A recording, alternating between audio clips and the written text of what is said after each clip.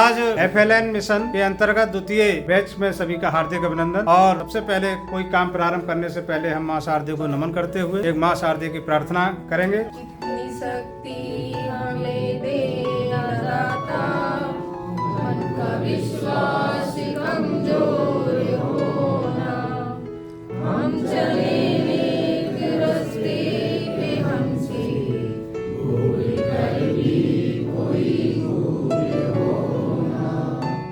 कितनी शक्ति हमें दे दाता, मन का विश्वास कमजोर।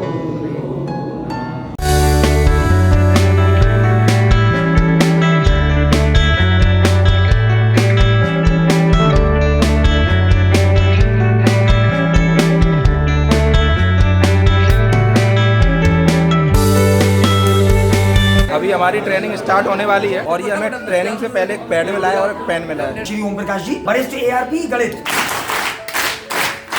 ये निपुण भारत मिशन के अंतर्गत FLN आधारित 4 दिवसीय प्रशिक्षण गत वर्ष भी हुआ था और इस सत्र में भी हो रहा है, लेकिन दोनों में कुछ अंतर है। पिछले वर्ष का जो प्रशिक्षण था, 2 साल हमारा कोविड काल रहा और उस कोविड काल में जो बच्चों का अधिगम क्षति हुई, उस अधिगम क्षति को ध्यान में रखते हुए हमारी शिक्षक संदर्शिकाएं विकसित की गई। और जो शिक्षक संदर्शिकाएं थी उसमें पुराने कक्षाओं के जैसे कक्षा 3 की शिक्षक संदर्शिका थी, तो उसमें कक्षा 1 और कक्षा 2 के भी शिक्षण उद्देश्यों को सम्मिलित किया गया। इसी तरह से कक्षा 2 की जो शिक्षक संदर्शिका थी उसमें कक्षा 1 के भी शिक्षण उद्देश्य थे और कक्षा 2 के भी शिक्षण उद्देश्यों को भी समाहित किया। लेकिन वर्तमान सत्र में जो शिक्षक संदर्शिकाएं विकसित की गई वो केवल वर्तमान कक्षा के शिक्षण उद्देश्यों को ध्यान में रखते हुए ही विकसित की गई। मतलब केवल कक्षा 3 की जो शिक्षक संदर्शिका है उसमें कक्षा 3 के ही शिक्षण उद्देश्य, कक्षा 2 की जो शिक्षण संदर्शिका है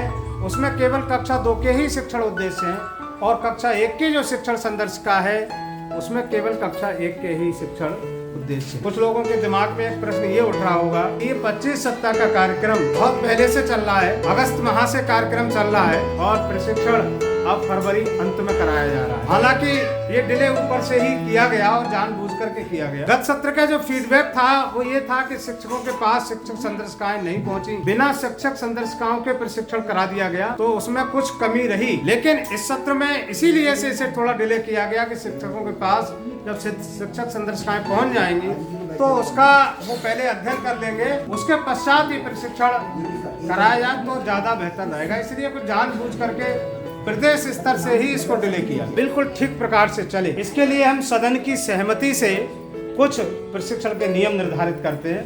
कोई थोपे हुए नियम नहीं होंगे, सदन की सहमति से होंगे और आशा भी करेंगे कि सभी प्रतिभागी उन नियमों का पालन भी करेंगे। तो कोई भी नियम सदन में से ही बताएं कि जो हम अपने सदन को व्यवस्थित ढंग से चला पाएं।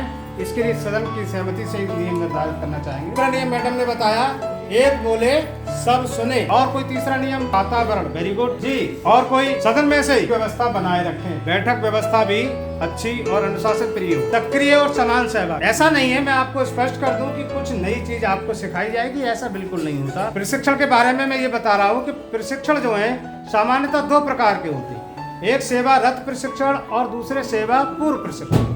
जो सेवा पूर्व प्रशिक्षण होते हैं, जब हम सेवा में नहीं आए थे उससे पहले चाहे हमने BTC, विशिष्ट BTC और भी विभिन्न कोर्स किए होंगे दूरस्थ शिक्षा के माध्यम से BTC, तो उसमें सामान्यतः एक तरफा कार्रवाई होती है। टीचर जो पढ़ाते हैं बच्चे उन्हें पढ़ते रहते हैं, एक आध कोई जागरूक बच्चा हुआ तो उसने प्रश्न कर दिया, टीचर ने बता दिया, एक तरफा कार्रवाई होती है, 1 वे होता है। लेकिन जो सेवारत प्रशिक्षण होते हैं वो 2 वे होते हैं। दोनों, आपका भी अनुभव हमसे ज्यादा कम, एक आध का कम होगा, कुछ लोगों के ज्यादा भी है, कुछ के बराबर भी, तो ये 2 वे है। आपकी सहभागिता भी हमसे ज्यादा महत्वपूर्ण है। यहाँ पर ऐसा नहीं होता सेवारत प्रशिक्षण में केवल एक व्यवस्था होती है, कभी हमें वहां बिठा दिया जाता है, आप यहाँ होते हैं, कभी हम यहाँ होते हैं तो आप वहाँ होते हैं, एक व्यवस्था के तौर पर चलता है। हम अपने दिमाग से ये बिल्कुल निकाल दें कि जो संदर्भदाता के रूम में है वो कोई बहुत बड़े जैसे कि प्रकांड पंडित हैं या कोई विद्वान है, ऐसा बिल्कुल नहीं है, केवल एक व्यवस्था होती है। समय पालन, एक बोले सब सुने। इस प्रशिक्षण से आपकी क्या अपेक्षाएं हैं। निश्चित रूप से ट्रेनिंग में हमारा नाम आया, ट्रेनिंग का आपने सुना होगा, ट्रेनिंग हो रही है। तो एक सवाल हमारे दिमाग में अक्सर आता है कि प्रशिक्षण तो चीज़ें ऐसी हो सकती है सर मुझसे नहीं आती हो तो इनके जो पॉइंट ऑफ व्यू है वो हमारे सामने आए तो शायद हम उन सब चीज़ों से जिनसे हम अलग रह पा रहे थे तो उनसे हम सब जुड़ पाते। इस प्रशिक्षण से मुझे यही अपेक्षा है कि जो निपुण हम प्रोग्राम चल रहा है हमारे स्कूलों में उसमें हम यहाँ के प्रशिक्षण से और अच्छी तरह से इसे अपने विद्यालय में लागू कर पाएँ। हमारी अपेक्षा है कि किस तरह से बच्चों में संख्यात्मक ज्ञान और आधारभूत साक्षर बच्चों को किस तरह बनाए, लोगों को बच्चों से आदान प्रदान करेंगे और उन्हें निपुण बनाने में तो हमारी स्कूल की समस्याओं से निराकरण होगा बच्चों को पढ़ाने। FLN के इस प्रशिक्षण से सर मैं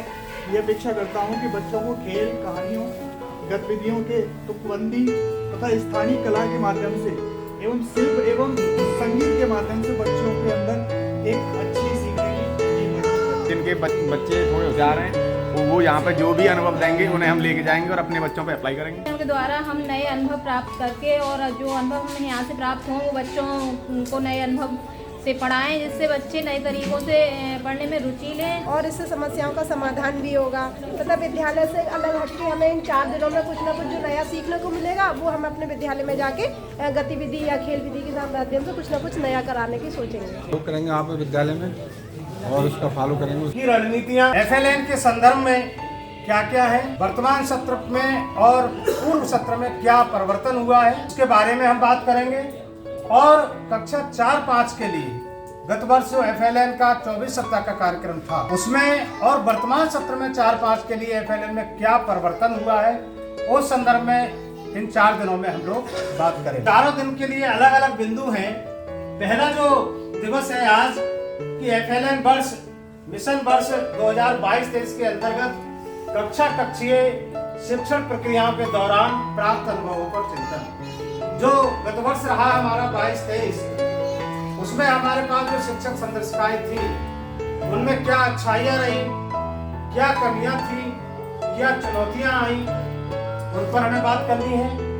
राष्ट्रीय पाठचर्या की रूपरेखा 2022 के बारे में बात करेंगे। 2023-24 की वार्षिक रणनीति भाषा के संदर्भ में क्या है का सत्र चलेगा। भाषा की शिक्षक संदर्शिका की समग्र समझ और भाषा के पहले कालांश की रणनीतियां एवं शिक्षण योजनाएं, ये पहले दिन का आज का हमारा कार्यक्रम। भाषा के पहले कालांश की रणनीतियां और शिक्षण योजनाएं, इसके लिए 2 सत्र निर्धारित हैं। भाषा के दूसरे कालांश की रणनीतियां एवं शिक्षण योजनाएं और भाषा के तीसरे कालांश, आप जानते हैं भाषा के 3 कालांश और गणित के भी 3 कालांश निर्धारित किए गए। गत वर्ष भाषा के 3 कालांश होते थे। अगर आपको पता हो तो बताइए उनका समय अंतराल क्या था, कितने कितने समय के तीनों पीरियड्स थे। 40 मिनट। और कोई साथी? पहला पीरियड 40 मिनट का था, दूसरा पीरियड 60 मिनट का था, तीसरा पीरियड 20 मिनट का था। लेकिन वर्तमान सत्र में तीनों पीरियड समान रहेंगे और तीनों पीरियड 40 के ही रहेंगे। एवं रेमेडियल शिक्षण की योजना भाषा के बारे में कैसे करते हैं, कुछ परिवर्तन भी हुआ है। गत वर्ष आपके संज्ञान में होगा कि कितने प्रकार के ट्रैकर हुआ करते थे। 4 प्रकार के। कौन कौन से थोड़ा प्रकाश डालें। साप्ताहिक, सावधिक और वार्षिक। कोई और रह गया क्या? कार्य पुस्तिका ट्रैकर। कार्य पुस्तिका ट्रैकर भी था। गत सत्र में 4 प्रकार के ट्रैकर थे। एक वार्षिक ट्रैकर था। वार्षिक ट्रैकर डेली भरा जाता था। 3 पीरियड होते थे और 3 पीरियड को पढ़ाने के बाद हम उसे भरते थे। मतलब 5 दिन की हम शिक्षण योजना पढ़ाते थे। फिर आकलन के पश्चात मैंने सीख लिया, उसके आधार पर जो परिणाम आता था साप्ताहिक आकलन सप्ताह में 1 बार भरा जाता। कार्य पुस्तिका ट्रैकर बच्चों के द्वारा भरे जाते थे और बच्चों की कार्य पुस्तिका में ही वो दिए गए और पर डे भरे जाते थे बच्चों के द्वारा। एक रह गया सावधिक आकलन ट्रैकर। सावधिक आकलन ट्रैकर कब भरते थे हम? सावधिक ट्रैकर भाषा में 9वें सप्ताह में और 18वें सप्ताह में भरा जाता था और गणित का जो ट्रैकर था वो 11वें और 22वें सप्ताह में भरना होता था। वर्तमान सत्र में सावधिक आकलन ट्रैकर को हटा दिया गया। सावधिक आकलन ट्रैकर नहीं है। पहला वार्षिक ट्रैकर है, जैसा गत वर्ष भरते थे वैसा ही अब इस सत्र में भी भरेंगे, पर डे भरा जाए। जो साप्ताहिक आकलन ट्रैकर है वो जैसा हम पहले भरते थे वैसा ही अब भरे सप्ताह के अंत में। सावधिक आकलन ट्रैकर जो 9वें और 18वें में भाषा में और गणित में 11वें और 22वें में होता था वो अब नेट परीक्षा के आधार पर किया गया। नेट परीक्षा हमारी एक नेट परीक्षा सितंबर में हो चुकी है और उस समय लगभग वो 13वां सप्ताह ही चल रहा था। इस समय जो सावधिक आकलन का प्रक्रिया है वो भाषा में 13वें और 21वें में है। प्री टेस्ट में भी सवाल आया होगा इससे रिलेटेड।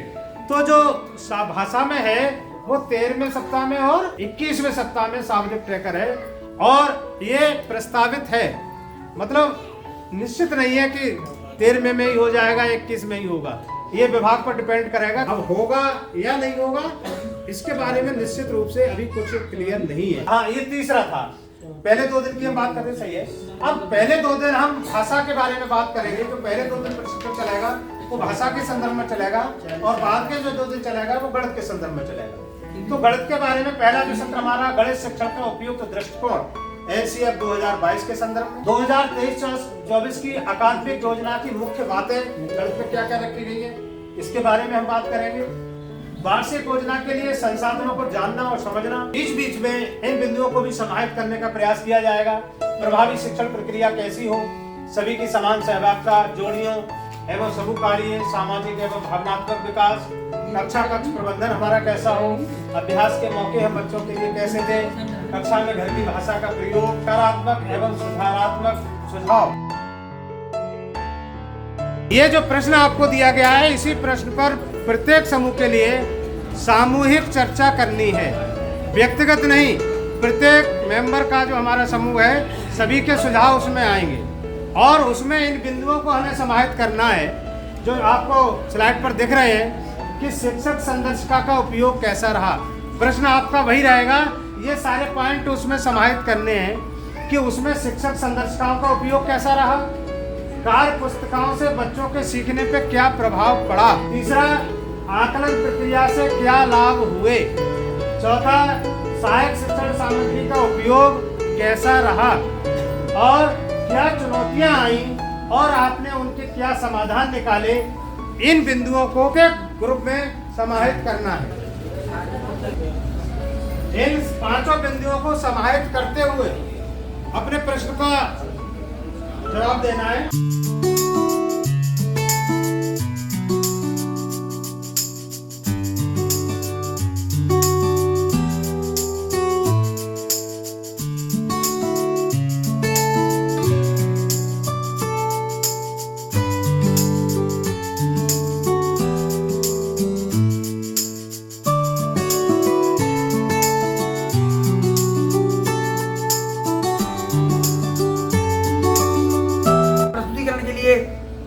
यहाँ पर पूरा समूह मौजूद है और जो भी प्रस्तुतिकरण के लिए आएंगे तो पूरा समूह आ जाएगा, बेशक चाहे बोले एक ही आदमी, इससे हौसला बना रहता है। समूह 4 गणित की शिक्षक संदर्शिका के उपयोग से जुड़े अनुभव, चुनौतियां और उसके समाधान। इसमें पहला विषय है शिक्षण संदर्शिकाओं का उपयोग। तो शिक्षण संदर्शिकाओं के उपयोग में शिक्षण संदर्शिकाओं के उपयोग से एक क्रमबद्ध तरीके से छात्रों को सिखाया जाए। जो भी शिक्षण संदर्शिकाएं मिली हैं उनमें लेसन प्लान दिए गए हैं डे बाई डे, तो उन लेसन प्लान को एक बार पढ़ने के बाद में उसी हिसाब से अगर शिक्षण कार्य कराया जाए। शिक्षण संदर्शिकाओं के उपयोग से छात्रों में रुचि उत्पन्न हुई, बहुत अच्छे अच्छे चित्र बने हुए थे उनमें और अच्छी वर्कशीट थी उन कार्य पुस्तिकाओं में, तो इससे बच्चों ने बहुत इंटरेस्ट के साथ प्रोग्राम किया। समूह नंबर 3 ग्रुप 3 हमारा टॉपिक दिया गया था भाषा की शिक्षक संदर्शिका के उपयोग से जुड़े अनुभव, चुनौतियां एवं उनके समाधान। 1, 2, 3 के लिए मैं भाषा की शिक्षण संदर्शिका दी गई थी। उसमें जो था हमें सभी जो कालांश है प्रत्येक दिन और प्रत्येक कालांश की शिक्षण योजना में तैयार मिली थी, जिससे उसमें हमें ये पता था कि किस मिनट पे कितने समय में क्या करवाना है, जिससे हमें उसे सिखाने में बहुत आसानी रही। हम आसानी से बच्चों को उस तरीके से सिखा सके, हमें ज़्यादा वो नहीं करना पड़ा। कार्य पुस्तिका जो है उसमें जो था कि एक ही पन्ने पर पहले ऊपर शब्द वो दिए गए थे, अक्षर दिए गए थे और अक्षरों का जो क्रम था वो भी नहीं था। क के बाद सीधे र, सीधे म का प्रयोग था और नीचे उनसे संबंधित ही शब्द दे दिए गए थे और शब्द वो भी मात्रा वाले थे, क्योंकि बच्चा जब अक्षर ही वो ही नहीं जानता है अक्षर, तो वो सीधे शब्दों पर कैसे कर सकता है और फिर मात्रा कैसे सीख जाएगा एक ही दिवस में। वो सबसे बड़ा वो हमें ये जानकारी मिलती है। हम बच्चों का आकलन जब करते हैं तो हमें ये पता लग गया था कि बच्चे में क्या कमी रह गई है, वो क्या चीज़ उसे क्या परेशानी आ रही है, वो किस स्थिति पर है, जिससे हम आगे उसके लिए रेमेडियल का प्रयोग कर सके और उसमें हम आसानी से सुधार कर सकें। एक की प्रस्तुति तरफ से मैं सहायक अध्यापक योगेंद्र कुमार, अपने जो हमारा प्रश्न था भाषा शिक्षण के दौरान कक्षा 1 है 5 की कच्ची प्रक्रिया से जुड़े अनुभव, चुनौतियां और उनके समाधान। बेहतर शिक्षण योजना बनाने में मदद मिली। जो भी हमें सामग्री प्रोवाइड की गई थी, जिसमें संदर्शिकाएं या कार्यपुस्तिकाएं थी, उनसे हमें बेहतर शिक्षण योजना बनाने में मदद मिली। इसके अलावा दूसरा अनुभव ये रहा कि बच्चों का आकलन करने में बड़ी सुविधा हुई। परिवेश से जोड़ने के लिए परिवेशी भाषा के इस्तेमाल की स्वतंत्रता होनी चाहिए। डंडा पास गतिविधि 2 ग्रुप हैं, ग्रुप ए और ग्रुप बी। ये एक डंडा है जो कि हमें यहाँ से लेकर के और लास्ट तक उस दीवार तक पहुँचाना। कैसे पहुँचाना है? पैरों के माध्यम से 2 प्रतिभागियों के पैरों पर रहेगा और कोई भी हाथ से टच नहीं करे। अगर वो बीच में गिर जाता है तो फिर से शुरुआत से स्टार्ट होगा, यहीं पर फिर से आ जाए। अगर डंडा गिर गया तो फिर से यहीं आ जाएगा। दोनों ग्रुप एक साथ करेंगे। अपने बाएं और दाएं वाले व्यक्ति के कंधे पर हाथ रख लीजिए।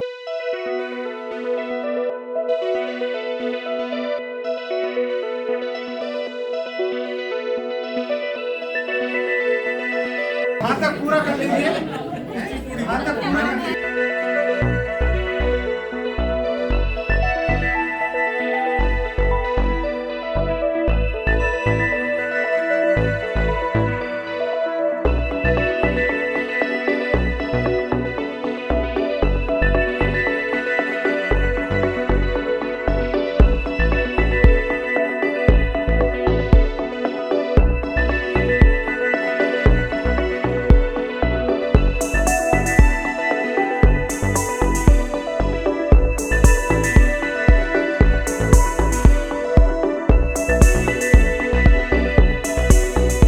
बहुत ही शानदार गतिविधि का आयोजन हो रहा है। ये देखते हैं कौन जीतता है।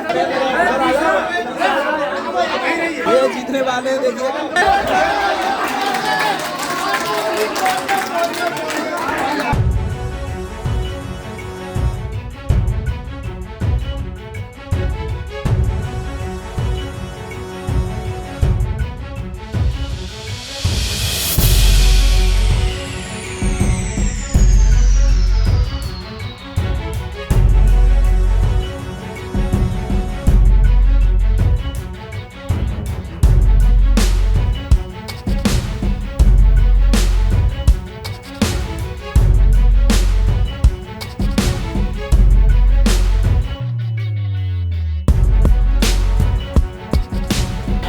देखिए, खेल में भाग लेना ही प्रमुख बात है। हारना जीतना तो एक लगा ही रहता है।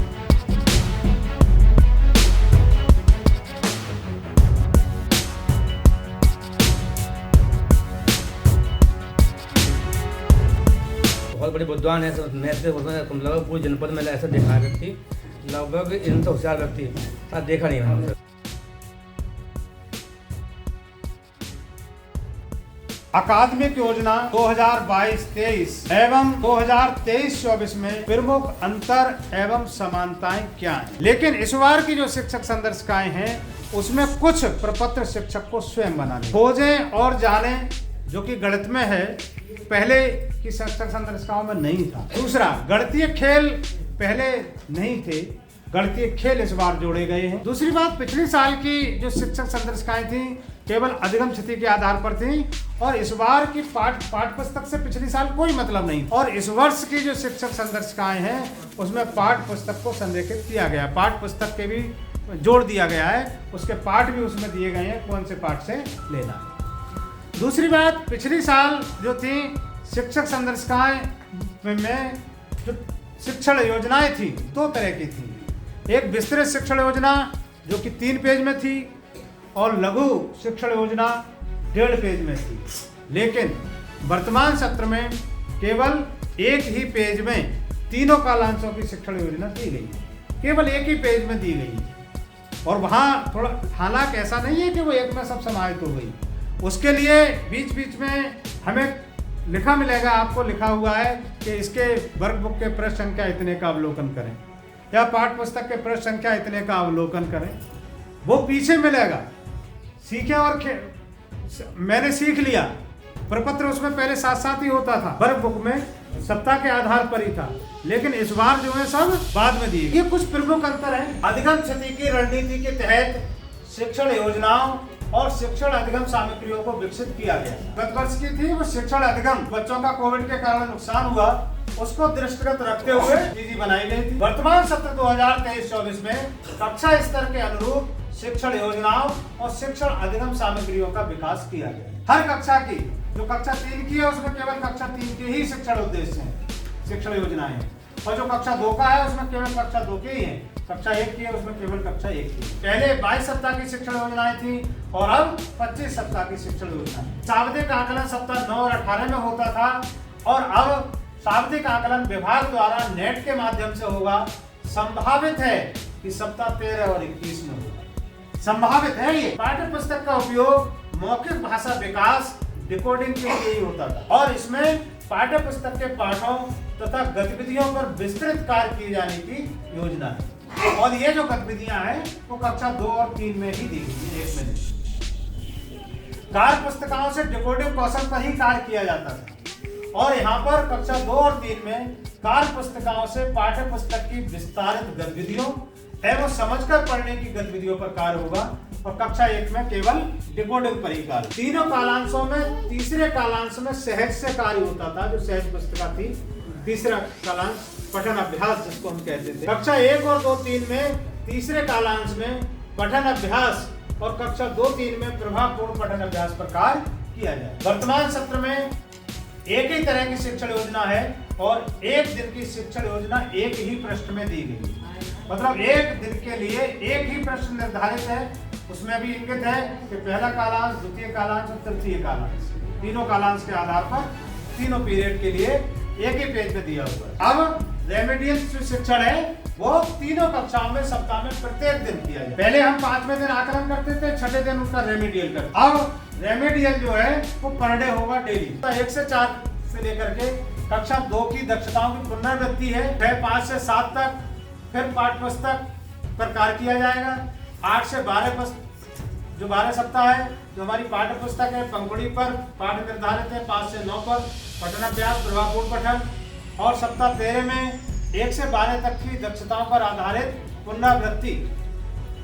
जैसे कि हम शाब्दिक आकलन हिंदी में 13 और 21 में सप्ताह में दिया गया है, पहले 9 और 18 में होता था। गणित में 13 और 20वें सप्ताह में, दोनों में फर्क है। इस समय भी नई सत्र में जो शाब्दिक आकलन की बात कही गई है वो हिंदी में है 13 और 21 में, और गणित में है 13 और 20 में।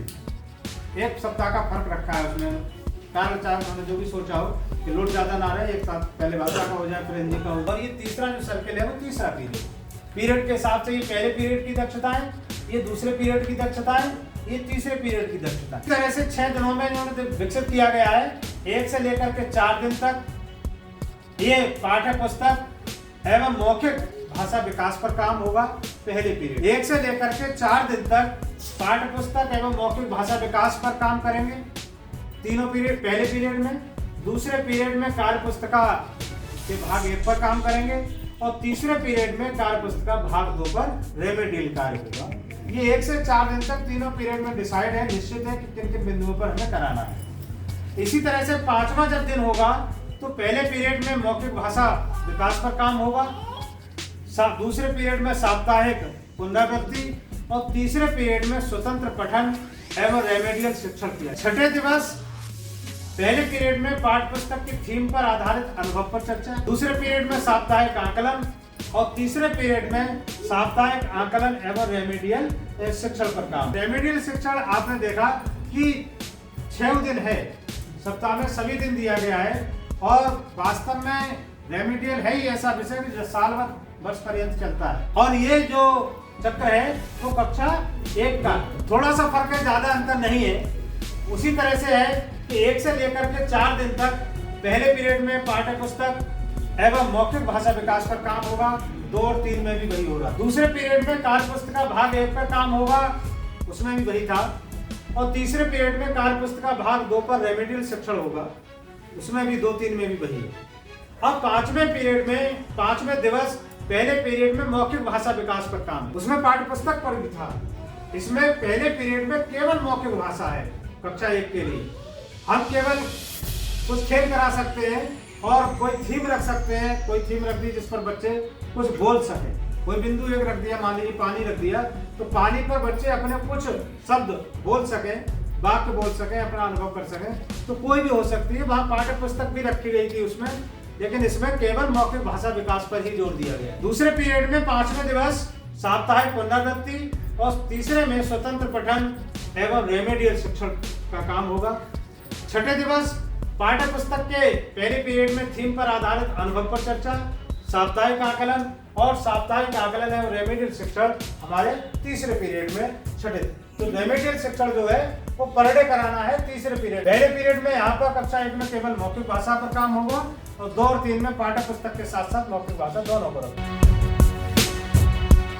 मैं रेखा वर्मा, सहायक अध्यापिका, प्राथमिक विद्यालय शेखा नगला से। हमें एक टॉपिक मिला था, बच्चों के आपसी संवाद और खेल द्वारा सीखना क्यों महत्वपूर्ण है। हमारे पास जो बच्चे आते हैं 6, 7, 8 मतलब बहुत छोटी उम्र में, इसी उम्र में वो सबसे ज्यादा सीखते हैं और इसी उम्र में वो जबरदस्ती सीखना भी नहीं चाहते, यानी जो भी वो सीखते हैं खेल खेल में ही सीख जाते हैं। तो क्यों ना हम उन्हें सिखाने के लिए अपने स्कूल में भी ऐसा ही उनको वातावरण दें, माहौल दें, उनको उन्हीं की भाषा में और खेल खेल से ही उन्हें सिखाना शुरू करें। तो जिससे क्या होगा, बच्चा खेल खेल में सीख भी जाएगा, रुचि भी लेगा और वो जो सीखेगा वो स्थायी भी होगा, क्योंकि इस समय जो बच्चा सीखता है वो हमेशा के लिए परमानेंट हो जाता है। अगर हम बच्चे को उसी की भाषा के कुछ शब्द प्रयोग करके उनके साथ बीच में बैठ के अगर सिखाने की कोशिश करेंगे तो वो बहुत ज्यादा अच्छा सीखेगा। ये नहीं कि किताब में जो रटा है 2 और 2 4 कितने होते हैं, पहले हम उन्हें सिखाएं कि 2 ये 1 तीली, ये 2 तीली, कितने हो गए 1 और 1 2, तो वो बहुत आसानी से सीख जाएगा ना। स्कूल आने में उसे डर लगेगा और भय मुक्त उसको वातावरण मिलेगा। प्राथमिक विद्यालय धुरी नगला से समूह 1।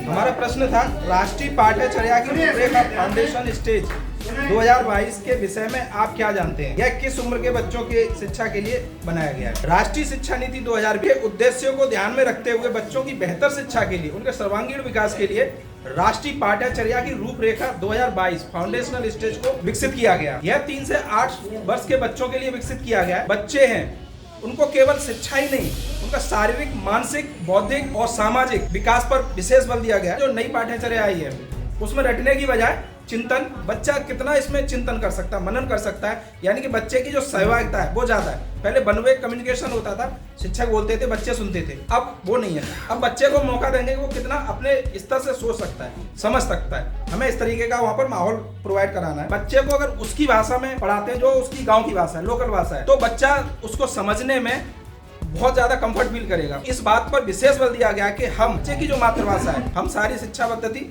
उसकी मातृभाषा में कराएं और खेल विधि पर विशेष बल दिया गया। बहु अनुशासनिक और समग्र विकास हेतु शिक्षा, इसमें हमें बच्चों के मतलब सर्वांगीण विकास पे ध्यान देना है, उनके अनुशासन पे ध्यान देना है और बच्चे इस तरह से अनुशासन में रहें जिससे एक बेहतर नागरिक बन सकें। बच्चों में एक अनुकरण की प्रक्रिया होती है, उसमें शिक्षक द्वारा विद्यालय में कुछ गतिविधियां ऐसी कराई जाएं जिससे कि वो अनुशासन उनके अंदर खुद सीखें। हमको जो टॉपिक मिला था वो एकाडमिक वर्ष 2023-24 में भाषा शिक्षण में एनसीएफ 2022 के प्रमुख उद्देश्य जो पहलू हैं तो उनका कहाँ यूज़ है। बेसिकली जो एनसीएफ 2022 है वो हमारा उसके 4-5 पॉइंट हैं जो हमें अपने जो हमारी शिक्षण योजनाएँ दी गई हैं उसमें क्लियरली साफ आ रहे हैं।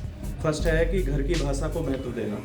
बच्चे जो हमारे विद्यालय में आ रहे हैं, जो एनसीएफ का एक्ट 3.1 और 3.2 और 4.1 में लिखा हुआ है, एनसीएफ 2022 बुनियादी भाषा में घर की भाषा का अधिक से अधिक प्रयोग करने की अनुशंसा की गई है।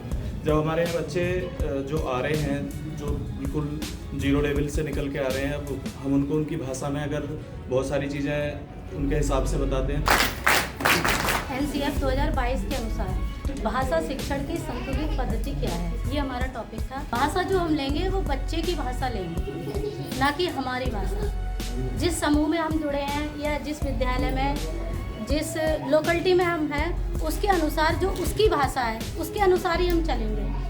बच्चा क्या कहना चाहता है उस चीज़ को हम समझेंगे। खेल आधारित अगला है, खेल आधारित सीखना, क्योंकि जो गतिविधियाँ हमें यहाँ भी बताई जाती हैं और उन्हीं गतिविधियों को हम विद्यालय में लागू करते हैं। तो इससे बच्चों को ये लगता है कि मैडम खिला रही हैं या सर खिला रहे हैं, लेकिन खेल खेल में ही वो सीख जाते हैं, उन्हें अच्छा लगता है और वो मतलब लिखने की अपेक्षा उस खेल पर ज़्यादा खुश रहते हैं। पहले हम बच्चे का आकलन करेंगे, उसमें देखेंगे बच्चा कहाँ तक पहुँचा है, उससे आगे फिर हम उसके लिए प्रिपेयर करेंगे। राष्ट्रगान एक साथ प्रारंभ।